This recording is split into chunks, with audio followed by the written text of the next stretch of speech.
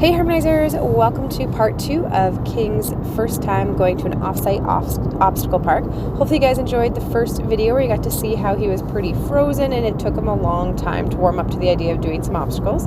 And then here we are starting with a teeter-totter. So this is now after lunch.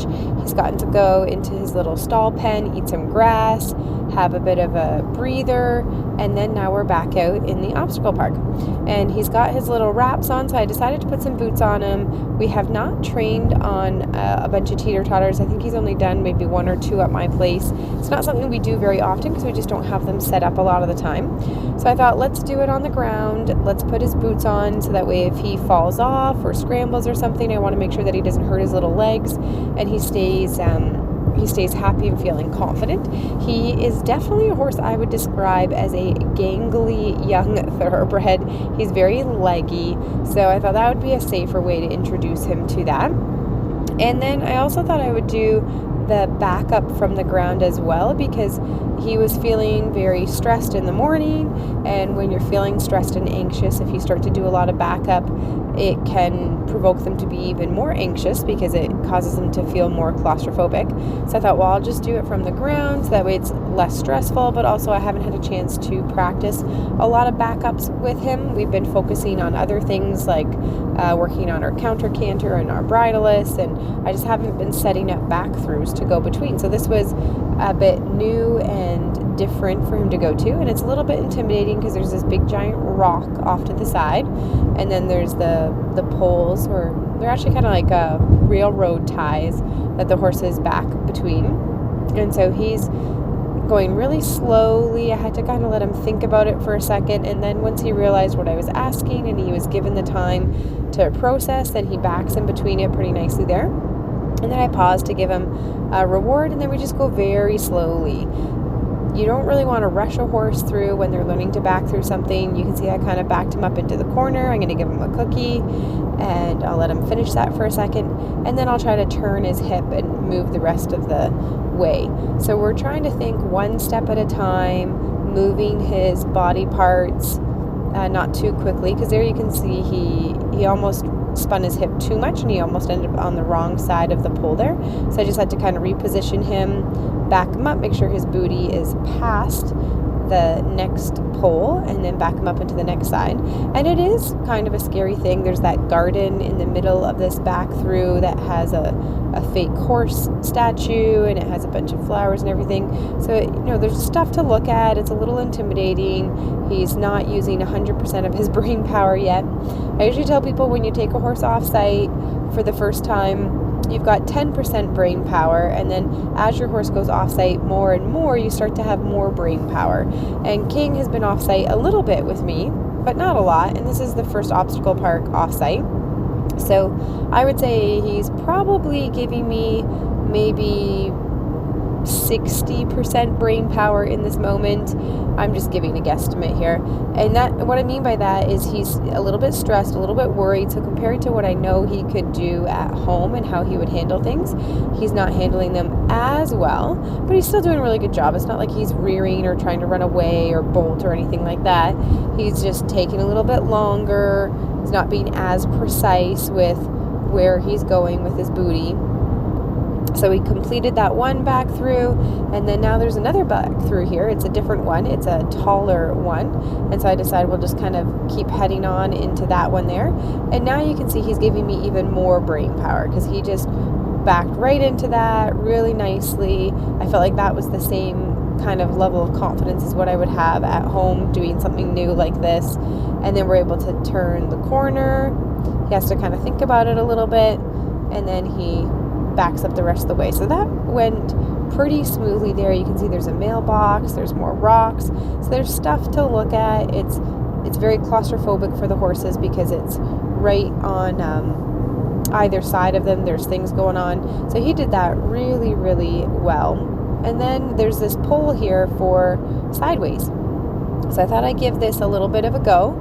And the pole starts off low on the one side, so this side here is low, and then you can kind of see as you get further down the pole, it becomes taller, And so I get him kind of close to the edge, and then I thought, let's try to do sideways towards me, see if he understands that. And so he did really well with that. And the neat thing about that sideways is it's a fixed log, so you want to make sure that your horse is really confident with their feet before they do that.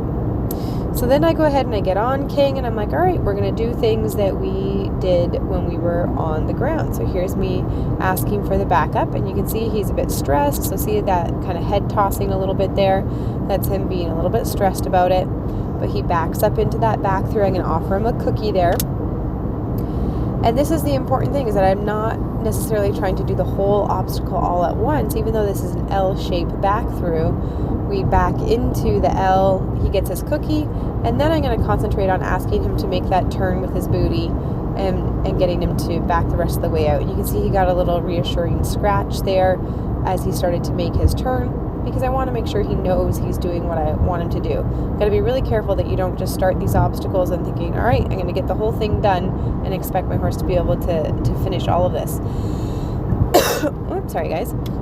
So after we come out of that, we're kind of nicely positioned for this side pass here, which he does really nicely. And this is a great sideways because it's a chunky enough obstacle that he has to think about his feet, but it's not so big that it's super scary. And then he can come forward and make a little side pass here. This is such a cool obstacle. You know, it's just railroad ties on the ground, but there's so many different ways that you can use this obstacle. As you kind of saw, I backed through it, I walked over it, side passed pieces of it, so many different options. So after we played around with that, it was time to try to ride a teeter-totter, and they had a couple different teeter-totters there, and you can see he scrambles a little bit. He's like, oh my gosh, I wasn't expecting it to move. And then into the curtain there, which he does really, really nicely. And it's a thicker curtain than what we had in Vermont. It's much more solid. The one in Vermont was tarp, and it was very kind of airy and light, and they could see through it, and that's a much heavier one. So I was pretty happy with that. And then it's time to test out King with a solid gait. So this is kind of tricky. This is his first ever solid gait. And so I've unlatched it there, and I'm going to ride him through the gate. And ideally you don't let go of the gate, but because it's his first time, I'm letting go to help set him up for success. The reason why I let go of the gate is so that way I can kind of push it away from him, and he's not having to have it so close to him the entire time right at the beginning. You can see he's getting his little cookie there because he did it really, really well. And then we're going to try it again. So I side pass him over, I touch the gate, and here on the other side I'm going to try it again here. So I open the gate, and I'm trying hard not to have to let go of the gate. Like, see, I was going to stop him, but I realized that he was going too far out, so I just stop him, I side pass over, push the gate, get it latched. But then notice how I bring myself back over to where the finish is, so he understands that he does need to get close to it. It helps that I let go of the gate because I can sit up tall and direct him a little bit better, and it's not quite so overwhelming for him learning something new. He's doing really, really well though, having never done a solid gait before. I've prepped him for this moment by doing rope gaits before. That is one of the things that we practiced. And there you can see I pushed on the gate, and I was going to try to leave my hand on it, but it just didn't quite pan out right there, so I had to let go. And then here I'm trying to hold on to it as well, and I'm asking him to side pass over, and I'm trying hard, and I realized that he was struggling a little bit with that, so I kind of pushed the gate and then side pass him over properly. Recognizing what our horse is ready for is a really key thing when we're training horses. We don't want to ask for too much. We want to try to make the task easier and enjoyable if we can. And then he's got a good experience there as we walk away from it, and we'll be able to come back to it later. This is a bit of a fun obstacle. I had picked it up and it startled him that it moved, so he kind of side passed away from it. So this is kind of a pole attached to this wheel, and the idea is to pick it up, and you have to stay close to it and walk around with it. And you can't pick it up too high because the end of the stick will hit the pinwheel there. So I have to kind of stay bent over and just picking it up a little bit. So you really have to control your circle size and make sure the horse isn't getting bigger or smaller because it stays fixed. And so once he realized what he wanted to do, then he was pretty good with it. This is a cool obstacle. This is a rolling bridge. So when he steps on this, it can roll. It only rolls about 12 inches from side to side, but it moves in kind of like a back and forth. So it's not like a teeter-totter. This one slides, and it's on wheels that let it move. So King isn't too sure about that. He steps on, he kind of scrambles across it a little bit first, and then you can see the bridge kind of did that little kickback slidey thing at the end when we jumped off. And this is why he's got his little booties on, because it just helps with making sure he is not going to hurt himself if he kind of jumps off of it the way that he did there. So we're going to come around, we'll try it again. Here's a bit of a better angle. You're going to be able to see how it rolls a little bit. So see how it slides between those boxes there. It kind of shoots back. And then we came to this bridge here, which is just kind of a little innocent bridge over a little ditch.